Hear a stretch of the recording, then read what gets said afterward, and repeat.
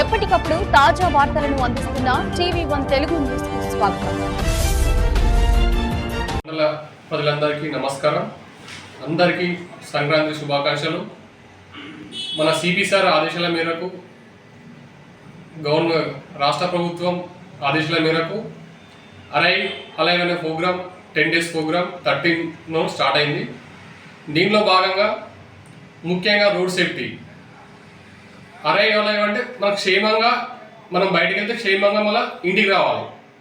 దానికోసం అందరూ ఇంటికి వెళ్ళేటప్పుడు 2 wheelers ఉండే రైడర్స్ ఖచ్చితంగా హెల్మెట్ ధరించండి. వెనుక వారు కూడా హెల్మెట్ ధరించండి. డ్రంక్ అండ్ డ్రైవ్ ఎట్టి పరిస్థితుల్లో కూడా తాగి బండి నడపకండి.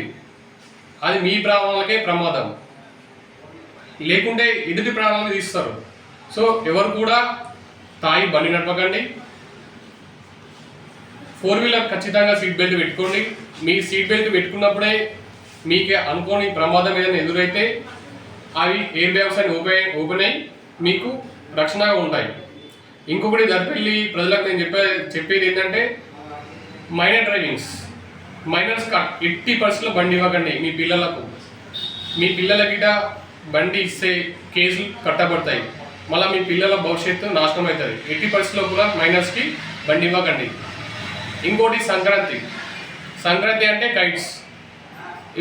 కైట్స్ ఎగరేసేటప్పుడు ఓన్లీ నూలు దారంనే యూజ్ చేయండి. ఎలాంటి చైనా మాంజా కానీ మిక్స్డ్ ఫైబర్ ఉన్న ఇండియన్ మేడ్ దారమైనా కూడా వాడకండి. ఓన్లీ నూలు దారంతోనే వేయండి. అది కూడా కింద ఏదైనా గ్రౌండ్లో ఎగరేయండి. ఇల్లు పైన కానీ స్లాబ్ల పైన ఎగరేసి చిన్నపిల్లలు పడిపోవడము. రీసెంట్గా లూలంలో స్లాబ్ ఎక్కి కరెంటు పోల్ వైర్లకు తాకడం అది జరుగుతుంది.